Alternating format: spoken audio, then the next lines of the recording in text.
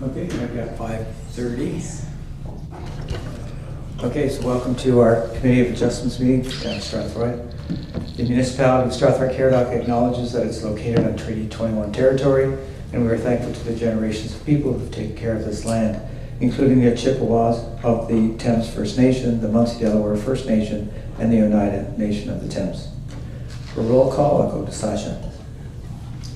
Thank you, Chair. My name is Sajal Asmat. I am the Acting Secretary Treasurer for the Committee of Adjustment tonight. I will be hosting the meeting and managing participants. Committee members joining us this evening include Councillor Kennis, Member Kumar, Member Vayan, Deputy Mayor McGuire, Member Terpstra, who is also our Chair tonight. Municipal staff in attendance this evening are Alyssa Soldo, Planner with the County of Middlesex, Jake DeRitter, Manager of Growth and Development, and Melanie from the Legal and Legislative Services team. Tonight we have 7 applications to be heard by the committee. The chair will introduce each application and provide the applicant and agent an opportunity to speak to the application. The planner will follow with the report. The public will then be invited to make comments or ask any questions about the application. The chair will then call upon the committee to ask questions and make comments before the chair calls for a vote on the application. Once the decision is made, there's a 20-day appeal period from the date of decision for minor variances and 20 days from date of notice of decision for consent. If anyone wishes to be notified of the decision, you can make a request today or make a written request following this meeting. For our virtual participants, please ensure your name is visible on your Teams video, and we ask that you keep yourself muted. Thank you. Okay, thank you for that. And I'm looking for an approval of our agenda for tonight. Frank, seconded by Randy. All in favor? That carries. Is there any declaration of pecuniary interest by anyone? No, seeing none. Then looking for approval of minutes for last month. Dale, seconded by Mike. All in favor? That carries too. So then our submissions for consideration. Our first one is 5.1 is an application for consent B7 2026 and minor variance A13 2026, 30 Adelaide Street in Strathroy. And I believe owners of the property are in the gallery. Yes? Representing. Represent, okay. Your agent, Michael? Yes. Okay, well, welcome. So I'll go to Alyssa first for her report and then come back to you if you have any comments. Thank you. The consent application before committee is seeking permission to sever one additional residential parcel from an existing lot for the purpose of constructing one new single detached dwelling. A minor variance application was also submitted to seek relief from section 5.31 of the zoning bylaw to permit a lot area of 336 square meters, whereas a minimum lot area of 400 square meters is required for lots on municipal services. They are also seeking relief from section 5.35 to permit a rear yard depth of 1.2 meters for the retained lot, whereas a minimum rear yard depth of 7 meters is required. The subject property is located on the northwest corner of the intersection at Beach Street and Adelaide Street in Strathroy. The property as a total is 835 square meters in size, with 20.84 meters of frontage along Adelaide Street and 39.83 square meters of frontage along Beach Street. The lands to be severed are 336 square meters in size with 15.9 meters of frontage along Beach Street. The lands currently contain a shed and carport, which are to be removed. The lands to be retained are 499 square meters in size with 20.84 meters of frontage along Adelaide Street and 23.93 meters of frontage along Beach Street. The lands currently contain an existing single detached dwelling on full municipal services.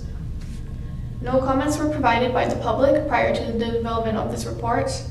Provided agency comments include the St. Clair Region Conservation Authority, having no concerns with these applications. The provincial planning statement, Middlesex County official plan, Strathroy-Caradoc official plan, and zoning bylaw all permit severances in the settlement area when representing desirable intensification. It has been demonstrated that the severed lot is generally capable of accommodating a dwelling that meets lot development provisions. And given the above, I am recommending approval of consent application B7 2026, subject to the conditions provided in the report. Concerning the minor variance application, I have reviewed the application against the 4 tests of the Planning Act, and as indicated in the report, I am recommending that minor variance application A13 2026 also be approved to recognize the variances for the lot size and the reduced rear yard setback. Thank you. Great, thank you, Alyssa. Any comments you want to add to that? Michael? No, that was wonderfully presented. Good, thank you. Any comments from committee members? No, seeing none, then I'm looking for a recommendation for the application for consent first. Frank, seconded by Mike. All in favor? That carries. And also looking for a recommendation that the minor variance be approved for the same one. Mike, Dale, all in favor? And that carries. You're good. Application 5.2 is a minor variance for A10 2026 at 7847 Scotchmere Drive. Owner is Wes Vanderwall, agent Lee Lambert. Anyone in the audience for that one? Yep. Wes, right? Yeah, correct. Welcome. So Alyssa, I'll go to you for the report first.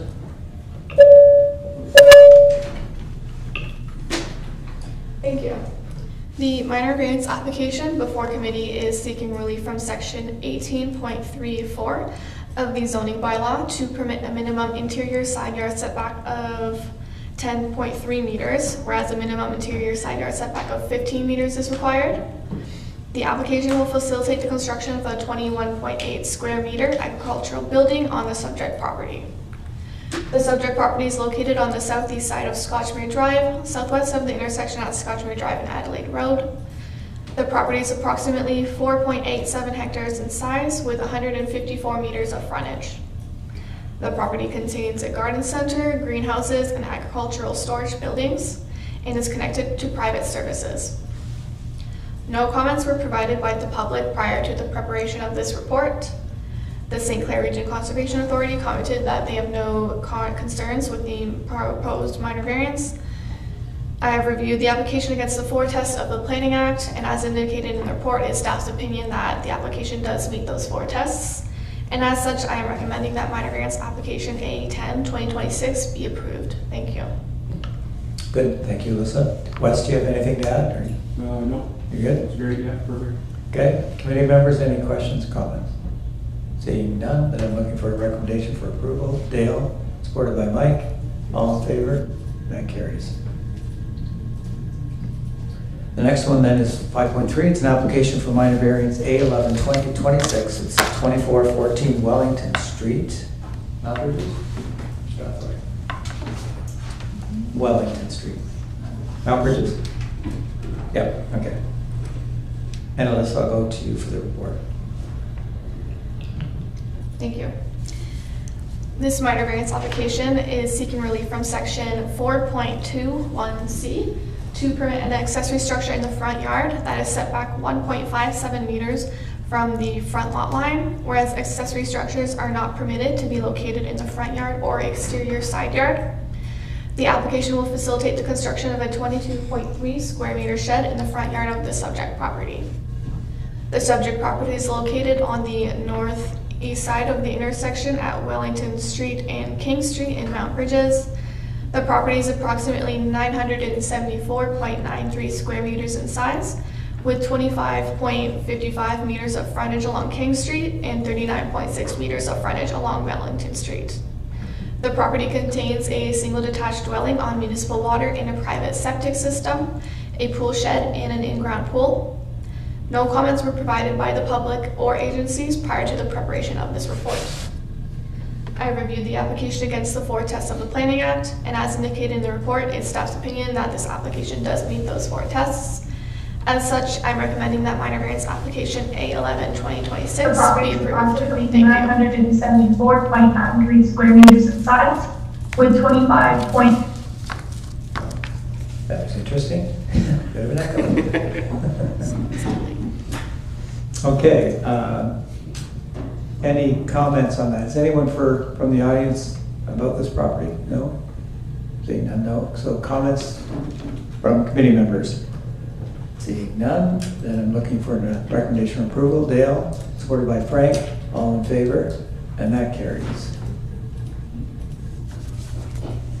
Okay, then moving on to 5.4, it's an application for minor variance A12 2026 Strathroy Crossings. Owners Gerald Asa and agent James Webb. And I believe James is online. Someone's online. Yeah. Okay. So Alyssa, I'll go to you first for the report. Thank you. This minor variance application is seeking relief from section 11.34 to permit a minimum rear yard depth of 11.5 meters, whereas a minimum rear yard depth of 20 meters is required. The application will facilitate the construction of a commercial shopping center on the subject property. The subject property is located on the northeast side of Adelaide Road, southeast of the intersection at Carroll Street East in Strathroy. The property is approximately 2.99 hectares in size, with 194 meters of frontage on a private road. The subject property is currently vacant of any structures or buildings and will be connected to municipal services. No comments were provided by the public or agencies prior to the preparation of this report. I reviewed the application against the 4 tests of the Planning Act, and as such, as indicated in the report, it's staff's opinion that it does meet the 4 tests, and I'm recommending that the minor variance application A12-2026 be approved subject to conditions. The applicant has requested a wording change to condition number 1 to add the word final before where it says site plan at the end of that sentence. This is just due to the application currently being in progress of the site plan process and wanting to ensure that the final site plan agreed upon is used to identify the location of the minor variance. And planning staff are supportive of this change. And yeah, thank you. Great, thank you, Alyssa. Any comments from anyone else on this one in the audience? We'll let James Webb speak to it. James, yeah, he's online, right? James, your comments?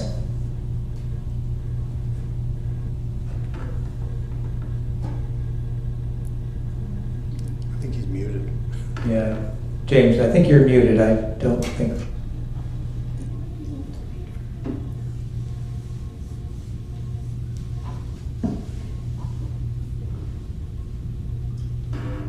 Or he's offline. Move it.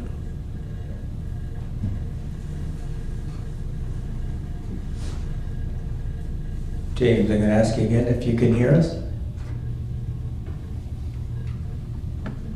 I guess not. So any comments here? None, thank you. None? Okay. Any questions or concerns by committee members? Frank? No concerns at all. This is a separate ownership than the other blocks within that parcel of land. Is that correct? Okay.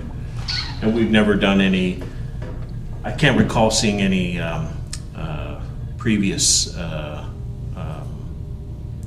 applications on this particular block as well in the last 4 or 5 years anyways. Is that right? That's right, yeah. Okay. Mike? Thank you, Chair. I just want to say I think this is very encouraging for the community. Mr. Chairman? There. This is, James, we have you back. is he speaking? Mr. Chairman, can you hear me okay? Yes, now I There we can go. hear you. I'll be quiet.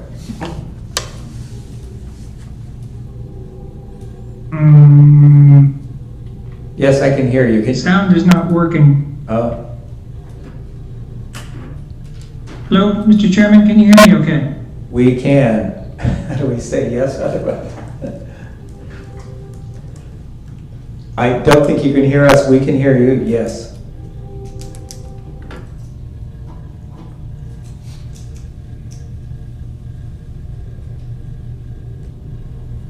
Mike, we'll go to you for comments.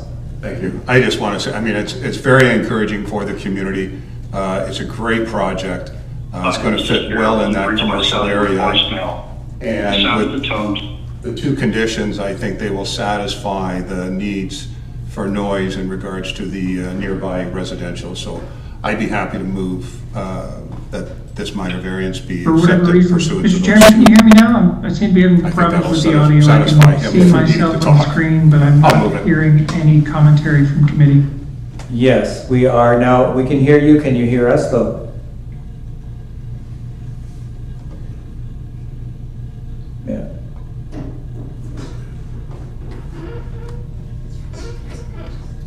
Yeah.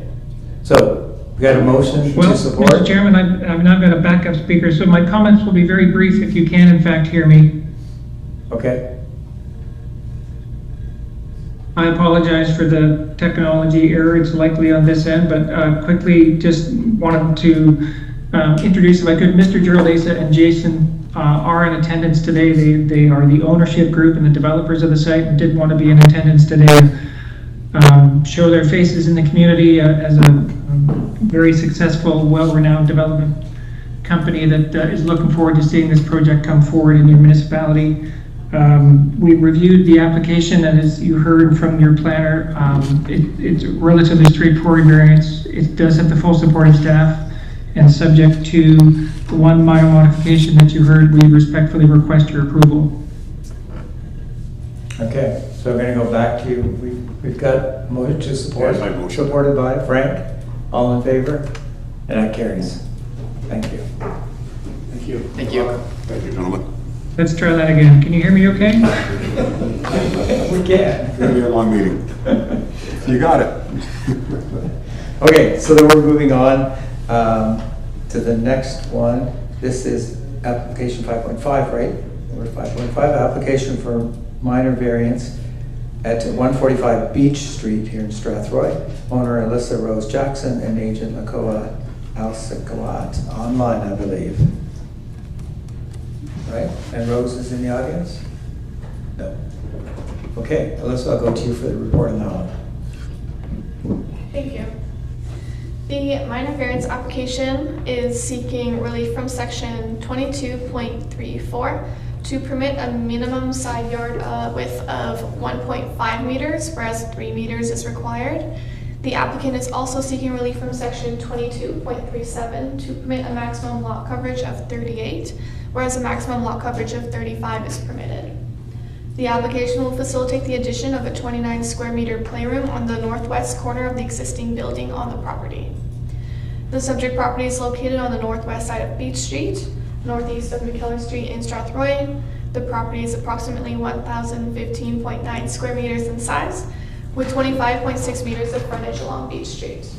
The property contains a 350 square meter emergency shelter for women and its community living space connected to municipal services. No comments were provided by the public prior to the preparation of this report. The St. Clair Region Conservation Authority commented that they have no concerns with the proposed variance, but will require clearance from the Conservation Authority after planning approvals, as the entirety of the property is regulated. I have reviewed the application against the 4 tests of the Planning Act, and as indicated in the report, it is staff's opinion that this application does meet those 4 tests. As such, I'm recommending that minor variance application A14-2026 be approved subject to a condition. Thank you. Okay, thank you, Alyssa. Maloka, are you on? Malola?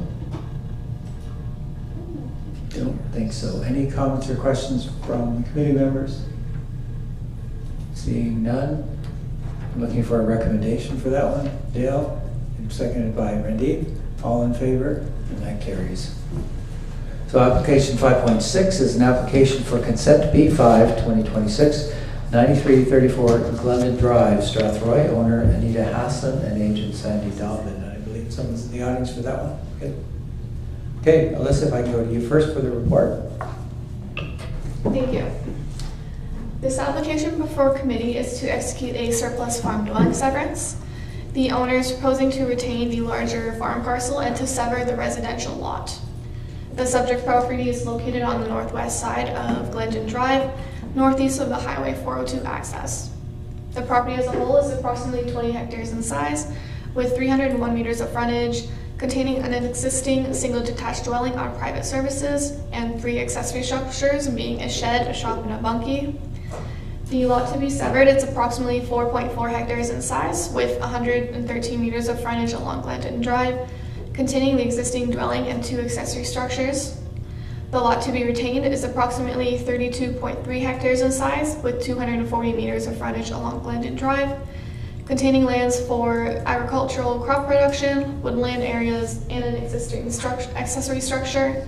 Staff note that the existing accessory structure would not be permitted to remain on the land if severed, as surplus farmland policies require the farmland to be used for agricultural purposes only. No comments were provided by the public prior to the development of this report. Provided agency comments include the Middlesex County Engineer providing county road dedication requirements, the Middlesex County Safety and Standards Officer providing 911 addressing comments, and the Upper Thames River Conservation Authority noting that they have no objections to the application.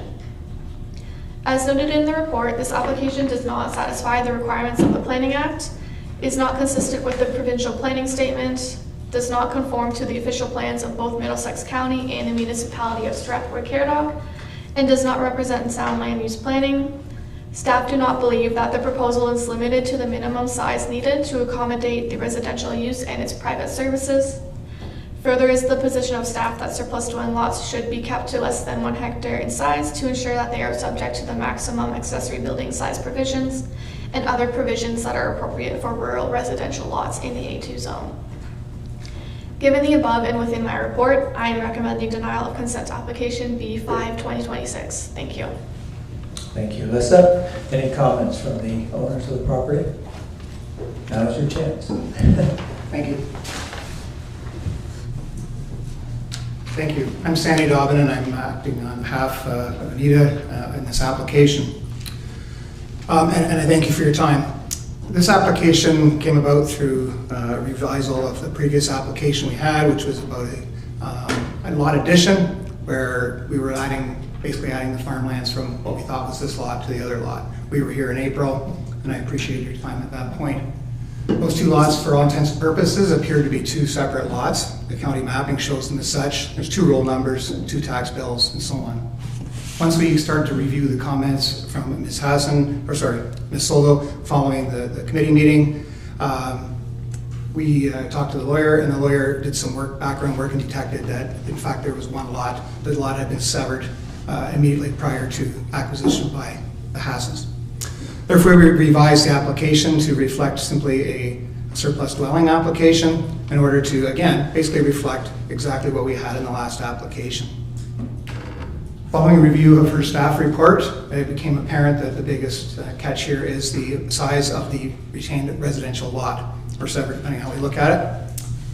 Based on that, Ms. Hazen and I had some conversations about what was really needed for this property, and we revised the site plan and submitted it to Ms. Soldo. Would you be able to put that up? Thank you. We revised the site plan to down to about a 2.4 hectare parcel of land here. We removed the woodlots to the north, or northwest, as well as the west, and then about half of that, what is planted pines and spruces, which are along the highway on-ramp there. We did this in order to, this approach for this lot was done in order to basically create a somewhat square parcel of land, to reduce the land to what we felt was required for the residential use, and to maintain a small amount of that pine and spruce, which is really a visual and sound barrier to the highway. We felt that these things were tied to the residential use. The size is larger based on the fact where the outbuildings are and how far the house was built off the road. In discussions with Ms. Soldo, it became apparent that she still did not support the application and that the lot was more than a hectare in size. So I guess the question here is, what is the maximum size limit? She referred to the county OP. The minimum size required for a severance parcel would be that required to accommodate the use and appropriate sewage and water. So we've got to remember, this is required to accommodate the use. That means the residential use, which is more than just the sewer, the water, and the house. That is some amount of land for enjoyment, landscape parcels, the driveway, these other things. And the Strathroy official plan actually gets a bit more specific. That plan says that the frontage, depth, and size of the proposed lot shall be suitable for the purpose intended, which is residential in this case, and shall comply with requirements of the zoning bylaw. We feel we've reduced this to the size required simply for the residential aspects of this parcel. Again, we had put the woodlots in here because the woodlots are in the natural heritage system, and we do not feel we are removing agricultural lands. We've reduced that in order to try and address those concerns. The policy goes on to say further, the loss of productive agricultural land shall be minimized to the greatest extent possible, taking into account the location of the dwelling, accessory buildings, driveway, on-site water supply, and sanitary systems. I would note here that, other than maybe having a bit more of a setback that would be normally required in the zoning bylaw for that shed, as I explained, we wanted to keep some of that spruce and pine for the sound barrier. I believe we've reduced it to those things. But as it applies to the productive agricultural land, there is no productive agricultural land in this remaining parcel as we've proposed it here. So again, I would note that the Strathroy-Caradoc OP does not stipulate a maximum area of 1 hectare. That description I have not been able to find in your OP, in the zoning bylaw, or in the Middlesex OP. Also, Ms. Solon report states that the eligibility criteria for surplus farm dwelling severance includes language about limiting the new lot to a minimum size needed to accommodate the residential use and appropriate sewage and water services. Again, I know that's a bit of a simplification, and that your policy actually says addressing things like the location of the driveway, the dwelling, the accessory buildings, and so on. I think it was a bit of a simplification. She also noted in a report that the woodlands are agricultural land. She stated that the area proposed by the applicant exceeds 1 hectare and contains a great amount of woodlands. And as noted in the definition of agricultural uses in the PPS, this forested area is considered agricultural land, and therefore this proposal plans to remove an excessive amount of agricultural land not considered necessary for the functionality of the residential dwelling and its services. Now that was written when it was 4.4 hectares, but I think it continues to apply at this size because of the amount of the lands there that are in the natural heritage system to the side. The definition of an agricultural use does not determine when land is considered agriculture. Agricultural uses could occur within a forest, would be maple syrup production and agroforestry. Neither of those is happening, or really could happen here. There's hardly any maple trees on the property, and the spruce trees were planted for a screen, not for agroforestry. Beyond that, the official plan policies would not allow removal of the forest or the planted area for row crop or other agricultural uses. Recall the policy stipulates that the loss of productive agricultural land shall be minimized. Again, I believe that there is no agricultural land that is in production, certainly not here now, and has not been for decades. Further, the province fully acknowledges that the natural heritage features exist within areas designated as prime agricultural areas, and that these natural heritage features still need to be protected. Although the lands are within the prime agricultural area, they are not by default agricultural land when they are not in active agriculture. So what is the size limit? Ms. Solo indicated in a report in here tonight that it's the position of staff that surplus dwelling lots should be kept to less than 1 hectare in size to ensure that they are subject to the maximum accessory building size provisions and other provisions that are appropriate for rural residential laws in the A2 zone. First, I believe that on this reduced site would meet the A2 zoning provisions, which is between 0.4 and 4 hectares. This is 2.4. And it meets the other setbacks on the property. I believe it meets the zoning. With respect to the size of the surplus dwelling, the size of the lot should be based on policy and not on the position of staff. And I say this respectfully. The PPS and the OP policy has no size limit because it's meant to be based on the site-specific circumstances to be determined on a case-by-case basis. I'm not a consultant planner by trade. I was here for a friend. I just retired from the Ontario Public Service, where I was a planner and policy advisor for the province, and I normally sat in Ms. Solo's seat reviewing and making recommendations on applications. And we would get applications for surplus dwellings. The 1 hectare size is a guideline that is used by many municipalities and other planning authorities as a guideline, something to work towards, something that if you were removing some land out of agriculture, that number would be the maximum amount allowed to be removed from active agriculture. I would never have been allowed to refuse an application or recommend refusal based on it exceeding 1 hectare. I would have to provide an explanation of how it didn't meet the policy, which again is about protecting the agricultural lands and not removing productive agricultural land from the agricultural parcel. So I believe that the maximum size has to be based on specific circumstances and in what is reasonable. So I respectfully ask you to consider. The house was built during a time when people were building further from the road in order to provide privacy and reduce sound and so on from the highways. This was in the early 2000s. At this time, the province had not yet fully implemented protection measures for prime agricultural areas. If that had been done, then there would probably have been recommendations, or at least warnings to builders not to build too far from the road because it can actually provide barriers in the future. In fact, now municipalities should be pushing people not to build as far from the road and to build much closer to reduce the amount of agricultural land. The PPS is now getting quite clear in this respect. This didn't happen, and it wasn't by fault or intent. It was by what was normally done at the time. Keeping some of the planted pine and spruce ensures that they can be removed, preserving the sound and visual barriers to the highway. If that little bit of limited area, which I think is certainly less than 20 meters, is an issue, we can, I can by all means take recommendations for a further reduction by pushing that line closer to the outbuildings. That we believe that there is no removal of agricultural lands with this, and that it provides protection for that area of trees.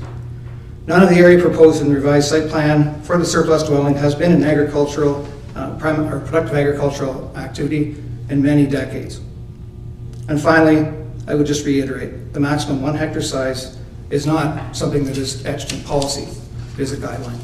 I thank you very much for your time. I'd be happy to take any questions, but thank you very much. Yep, appreciate it, thank you. Committee members. Go to Mike. Question. Thank you, Chair. So a question to staff, and what I'm asking is a clarification of how I read things. So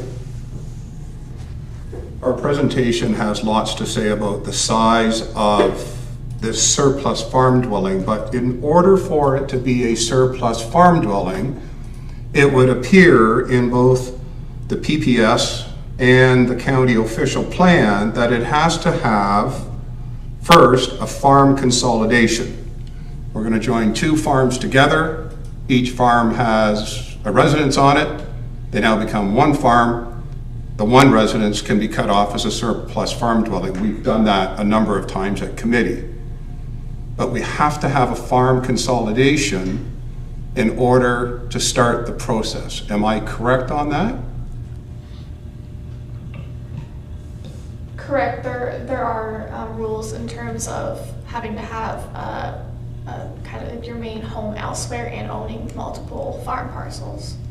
So I'm reading, and I just want to be clear because it's fundamental to the way I view it. 1 new residential lot per farm consolidation. That's a quote out of the PPS. So 1 new residential lot per farm consolidation for a residence surplus to an agricultural operation, provided that.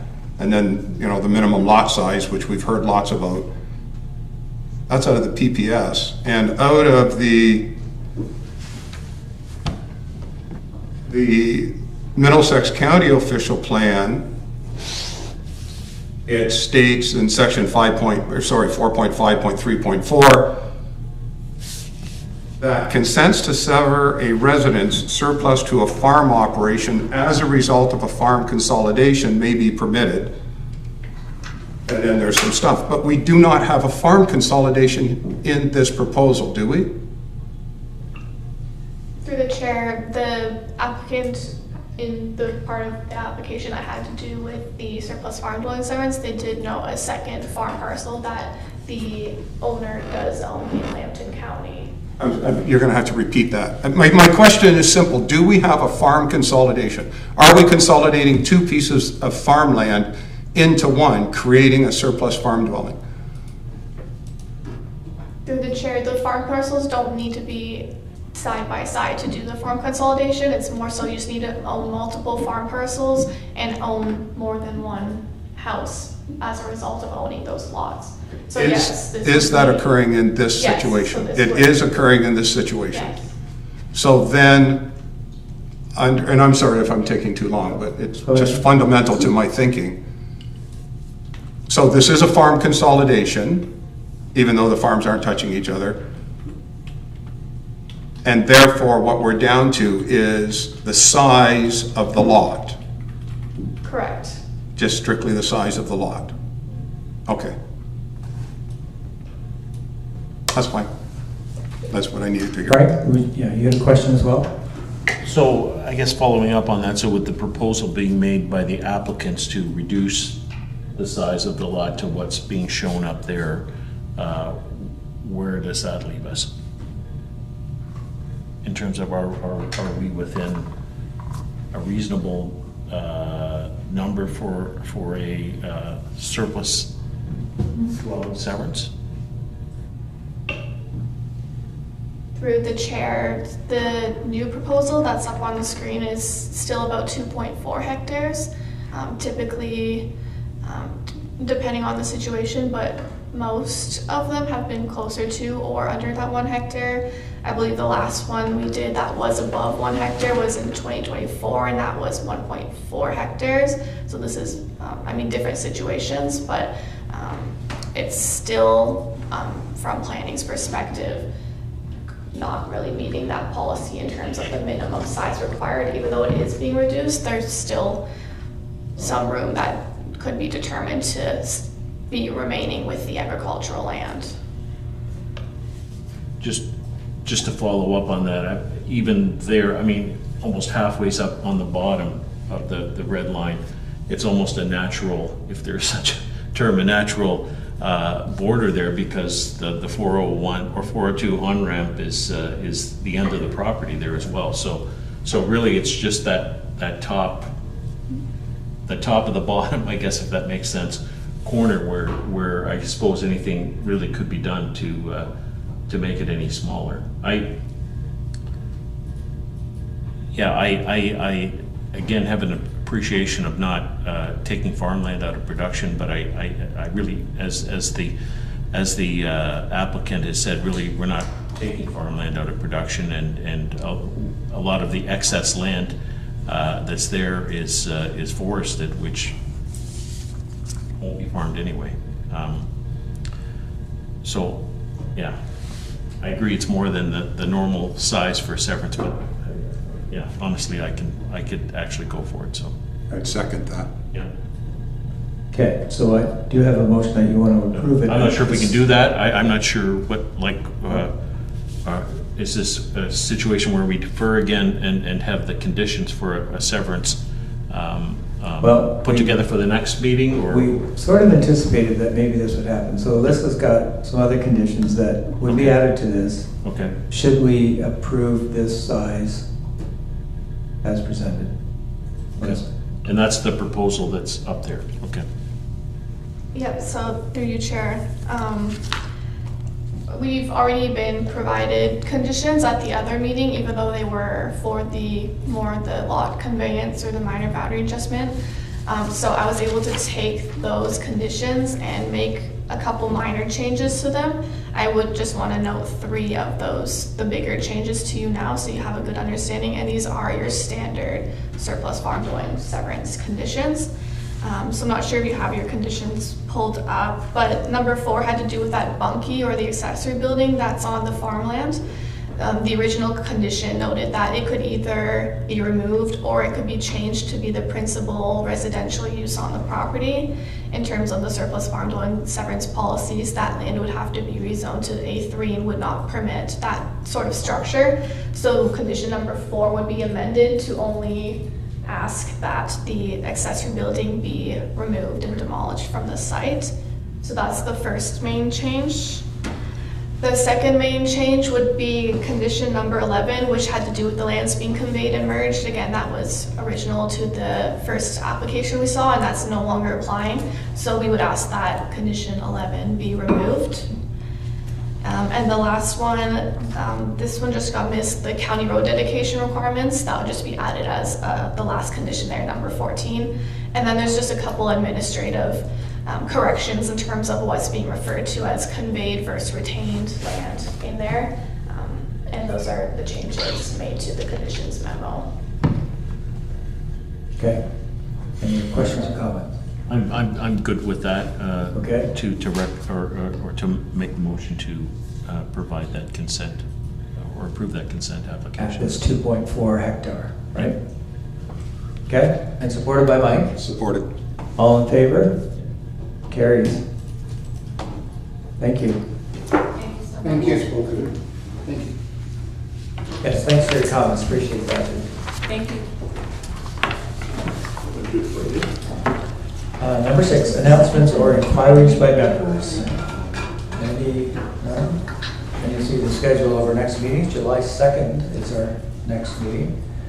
And then I'm looking for a recommendation for adjournment. Just a question of clarity. Yeah.